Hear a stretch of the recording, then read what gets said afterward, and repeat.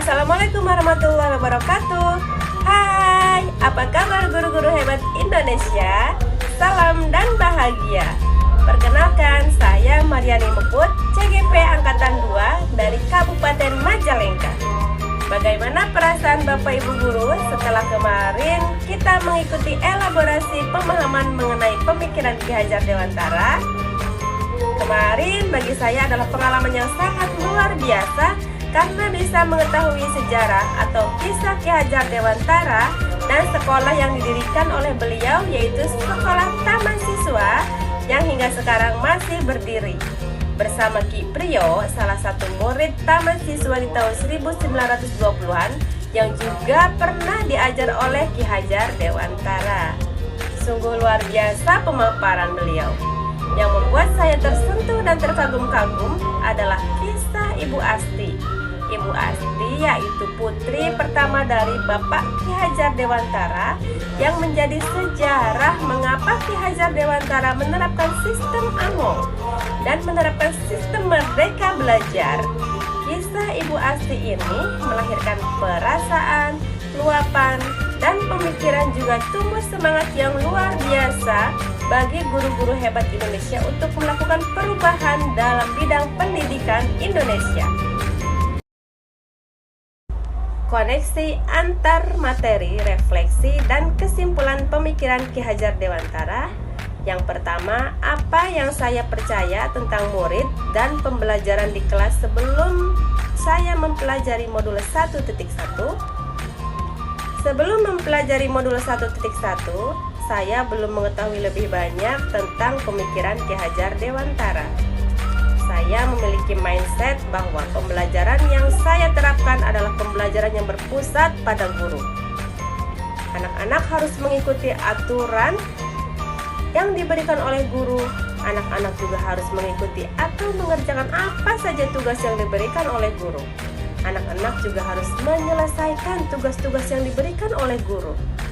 Anak-anak harus mengerti materi yang diberikan oleh guru.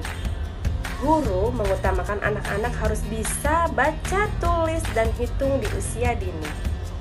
Wah, sungguh mindset yang membuat anak-anak tertekan, tidak bahagia, dan tidak menyenangkan. Saya belum sepenuhnya mewujudkan anak-anak yang merdeka belajar.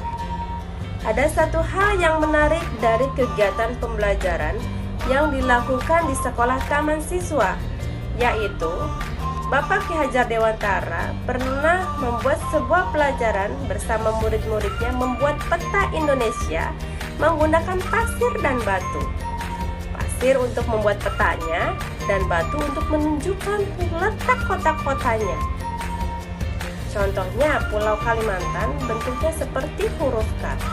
Dengan bermain, maka pembelajaran itu akan terkenang sampai sepanjang masa. Karena pada saat belajar hati anak-anak bahagia dan merdeka.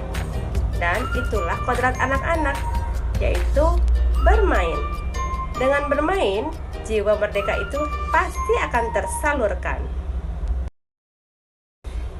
Koneksi antar materi, kesimpulan, dan refleksi pemikiran Ki Hajar Dewantara yang kedua adalah apa yang berubah dari pemikiran atau perilaku saya setelah mempelajari modul 1.1.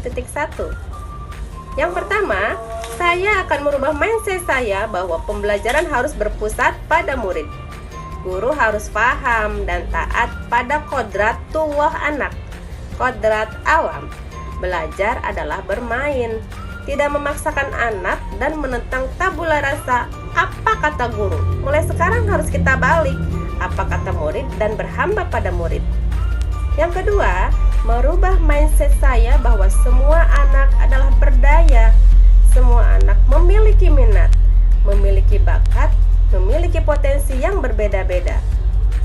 Guru harus siap menstimulasi semua anak sesuai minat, bakat, dan potensi yang dimilikinya. Guru harus handayani, pendidikan anak harus sesuai dan mencapai kekuatan kodratnya. Yang ketiga, mendidik harus sesuai perkembangan zaman tanpa meninggalkan kebudayaan. Pendidikan harus mengikuti perkembangan yang ada agar pendidikan Indonesia tidak tertinggal. Tetapi konsep petani Konsep menuntun dan konsep senyum, sapa, salam, dan santun harus tetap dipertahankan. Seperti pemikiran relevansi Ki Hajar Dewantara pada konsep trikon, konvergen, mengambil ilmu dari luar dan memilah-milih ilmu yang bermanfaat, konsentris, tetap konsentris pada akar budaya, dan kontinu, secara kontinu dan berlaku selamanya seperti contohnya Pancasila dan musyawarah.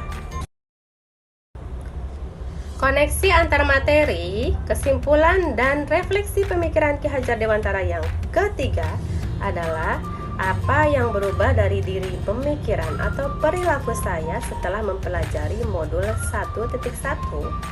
Yang pertama akan saya lakukan adalah mewujudkan merdeka belajar, berhamba pada anak, ikhlas, tanpa menuntut apapun, berserah diri pada anak, mengabdi pada anak tanpa pamrih, sistem among kemerdekaan lahir batin, mendidik anak dengan berazaskan kekeluargaan, dan menganggap anak-anak seperti anak kandung.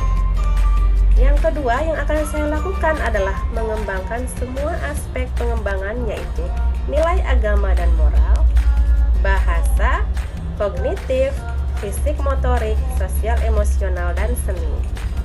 Dalam satu kegiatan mencakup banyak lingkup pengembangan. Lalu yang ketiga yang akan saya lakukan adalah kegiatan yang mewujudkan profil belajar Pancasila. Profil belajar Pancasila terdiri dari 6 profil, yaitu beriman, bertakwa kepada Tuhan Yang Maha Esa dan berakhlak mulia, berkebinekaan global, mandiri, gotong royong, kreatif, dan bernalar kritis. Anak-anak adalah pelajar sepanjang hayat yang memiliki kompetensi global dan berperilaku sesuai dengan nilai-nilai Pancasila. Profil pelajar Pancasila harus menjadi kolaborasi antara orang tua, guru, murid, dan berbagai macam instansi di masyarakat untuk mencapai kesuksesan.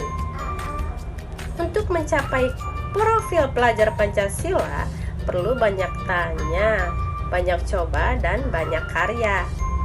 Lalu yang akan saya lakukan selanjutnya adalah mengkolaborasikan pendidikan dengan berbagai macam permainan. Belajar itu bermain, bukan bermain sambil belajar. Guru dituntut kreatif untuk meramu sebuah pembelajaran melalui permainan. Fun learning, belajar itu mesti fun, menyenangkan, gembira, agar selalu teringat sepanjang masa dan tidak ada beban pada diri anak-anak saat melakukan belajar. Lalu yang akan saya lakukan selanjutnya adalah kegiatan pembelajaran tidak dilakukan di dalam ruangan sempit secara terus-menerus.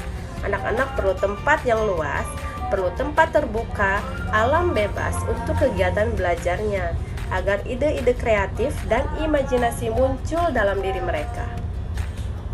Lalu saya akan melakukan membangun komunikasi dengan rekan guru dan orang tua, karena kini saya paham dengan kodrat yang tertanam.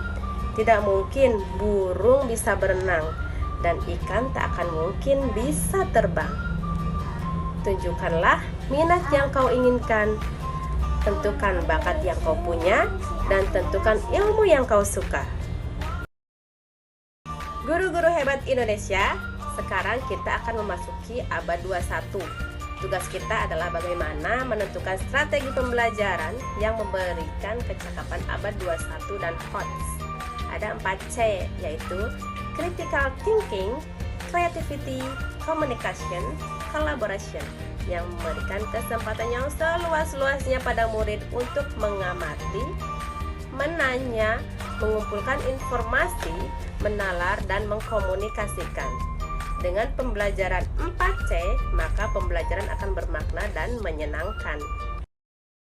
Demikian refleksi saya mengenai filosofi pemikiran Ki Hajar Dewantara. Semoga kita semua selalu sehat dalam membersamai anak-anak, dalam belajar dengan perasaan yang bahagia, menyenangkan, dan bermakna. Assalamualaikum warahmatullahi wabarakatuh. Salam dan bahagia.